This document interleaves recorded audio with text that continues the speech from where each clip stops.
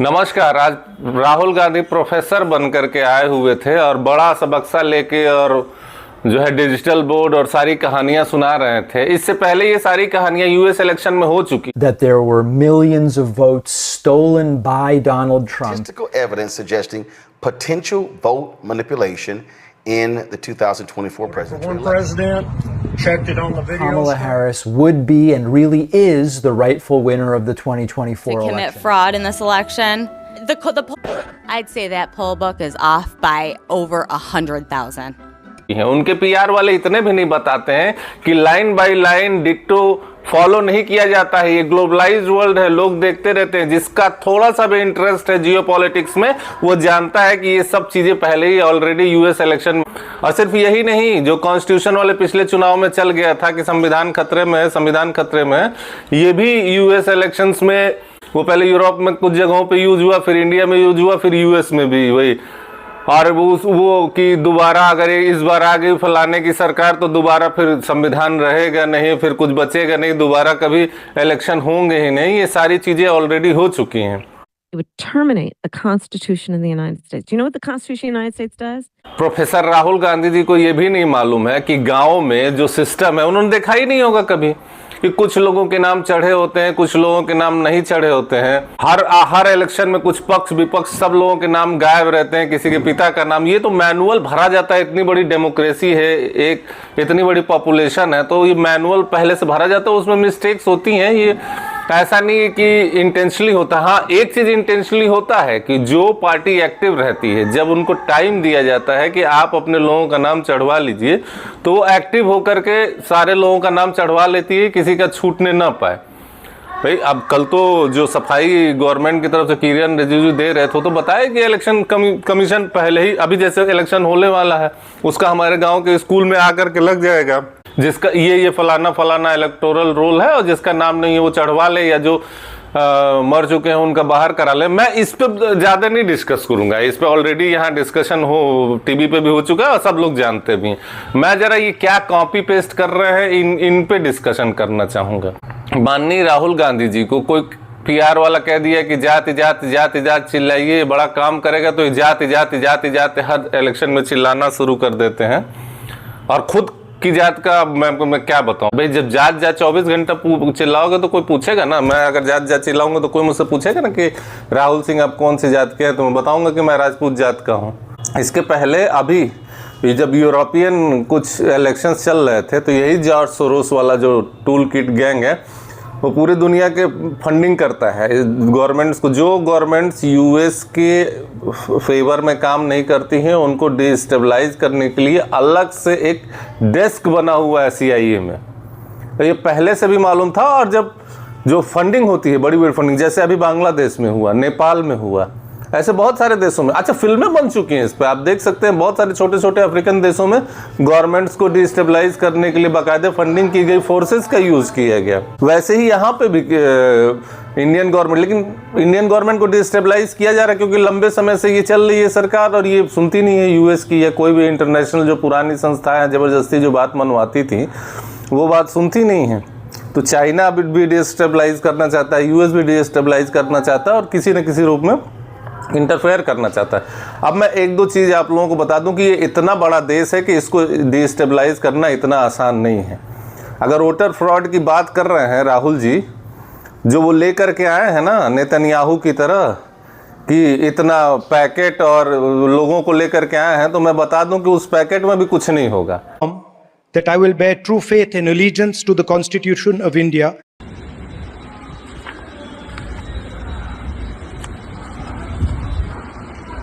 ये वैसे ही है जैसे ये कॉन्स्टिट्यूशन कर रहे थे ना कि संविधान खतरे में, अगर सरकार आ गई तो दोबारा फिर संविधान को ये लोग खत्म कर देंगे। जब उसको खोला गया था तो उस बुक को किसी ने खोला तो पता चला उसके अंदर कुछ लिखा ही नहीं है। तो वैसे ही उसमें भी कुछ होगा नहीं, बस ऐसे ही आए हैं, अपना चिल्ला रहे हैं, उससे होना जाना कुछ नहीं है। बस पीआर वाले जो कह देते हैं, कभी पानी में कूद जाओ, कभी कुछ कूद जाओ, और पूरे देश में इनकी मेम बनते हैं। मतलब मेंटल लेवल क्या है इस आदमी का आज तक मैं समझ नहीं पाया। क्या ये करना चाहता है, किस तरह से करना चाहता है।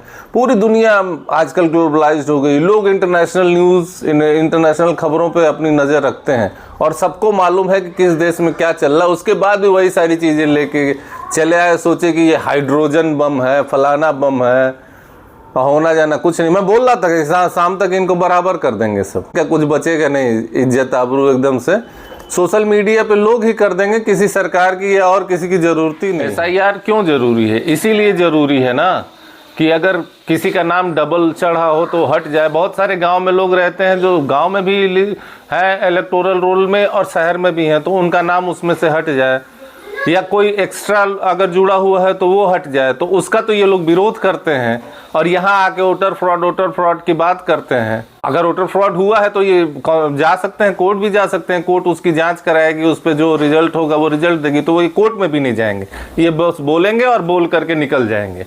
और अगर सरकार उसके लिए कुछ काम करना चाहती है, SIR या और कोई इस तरह का मैकेनिज्म लाती है, तो उसका भारी विरोध करेंगे ये लोग कि ये जानबूझ के किया जा रहा है लोगों का नाम निकलने के लिए। ये तो जनता देख रही है ना कि शुद्ध बेवकूफ़ी वाला काम कर रहे हैं और लोगों को बेवकूफ़ बना रहे हैं। जो इनके पास सिस्टम है कोर्ट और बाकी जगहों जाने पे, वहाँ पे ये नहीं जाएंगे। अब जैसे जो फंडिंग की लिस्ट, जैसे ही ट्रम्प की गवर्नमेंट बनी तो CIA की सारी फंडिंग उन्होंने बंद कर दी, जो विदेशों में फंडिंग होती थी। तो उसमें मैंने लिस्ट देखी कि श्रीलंका में डिस्टेबलाइज करने के लिए 2 बिलियन दिया गया था और अलग अलग रीजन लिखे हुए हों किस लिए। जैसे कि नेपाल में दिया हुआ था कि एथिज्म बढ़ाने के लिए, मतलब नेपाल के लोग हिंदू हैं तो वो एक अपना रीजन दिए थे कि एथिज्म मतलब भगवान को लोग न माने, इसको बढ़ावा देने के लिए $1 बिलियन दिया गया था।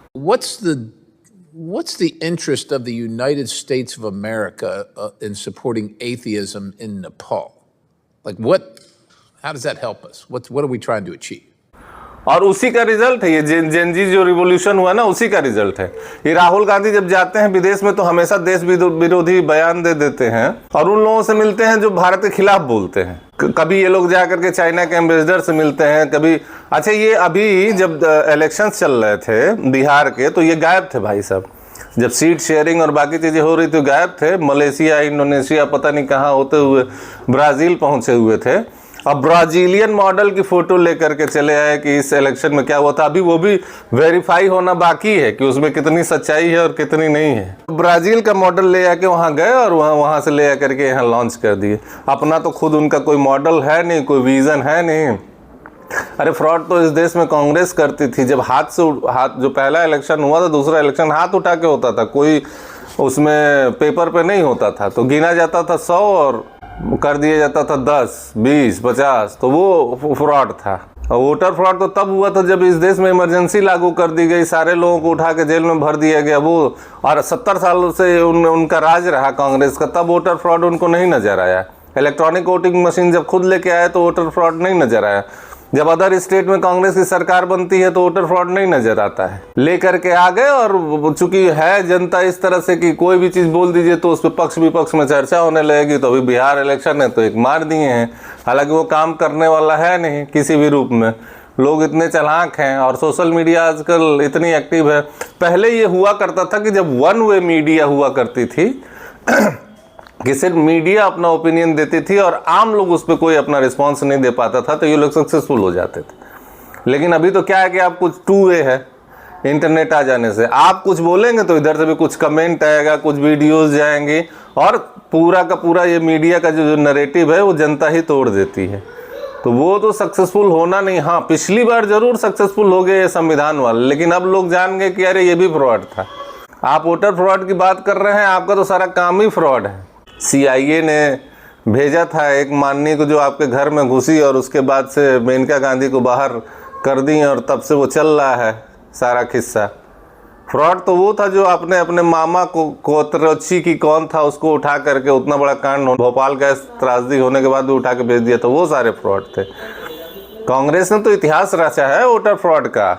जितने बूथ लूटे जाते थे कांग्रेस के लोग लूटते थे, बैलेट ले जाके भाग जाता था वो कांग्रेस के लोग करते थे, जो काउंटिंग होती थी उसमें फ्रॉड होता था वो कांग्रेस के लोग करते थे। किस वोटर फ्रॉड की बात कर रहे हैं?